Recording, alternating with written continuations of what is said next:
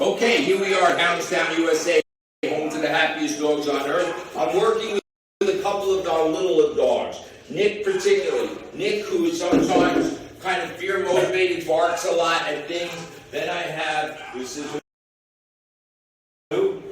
Zen and Kahlua. So if you look at my body, this is particularly for Nick's mom.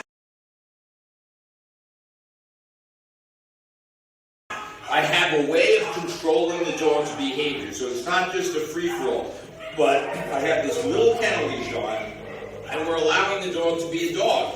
But I'm intervening, I'm snapping him out of anything that distracts him with a little correction, a slight correction to distract him. He's not barking, and this is not physical. I'm also going to show you how to put our regular collar on and use it correctly. So all this has to do with is when a dog is correcting him slightly before he acts out. Once he's barking and going ballistic, it's too late. But you do this slowly. You respect the dog's space, understanding all these behaviors 90% of the time are fearful. It doesn't look like it because it looks like aggression, which it is, but it's not motivated by dominance. It's motivated by fear. So once we teach the dog what life is like without a lot of drama, then we get somewhere. He comes to me because I got love, and I love him. So he's in a room now with 3 other dogs. He's not overtly aggressive. But I have the leash on in case I have to correct him. There's no energy being expended here. We're not holding them up. We're not picking them up. Little dogs become what we call eternal infants because we're allowing them to jump on us. When I come sit on the couch, I don't allow him to cross the social boundary. None of it. If this was an 80-pound dog, you wouldn't be picking him up. So although he's a fully mature 3-year-old dog, his personality is set. But we have to be good leaders and set boundaries. Okay, continuing with Nick. So it's important to replace this very temporary kennel lead that's just nothing more than a nylon rope with something more permanent. So we supply this collar. This collar don't shrink, it doesn't stretch. So it's simply, you make a P, and you slide it over the dog's head, like so.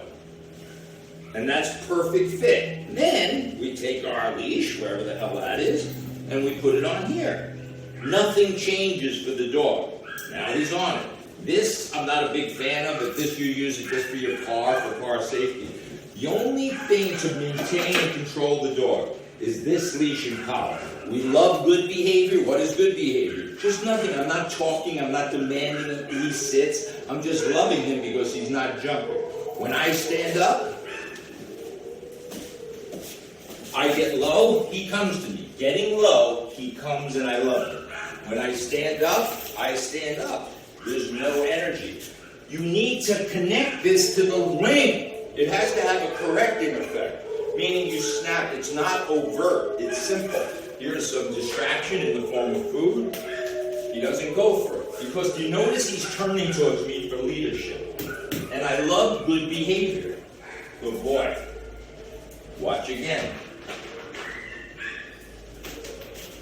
And nothing's happening. Knock on the door. Correct. Knock on the door. Correct.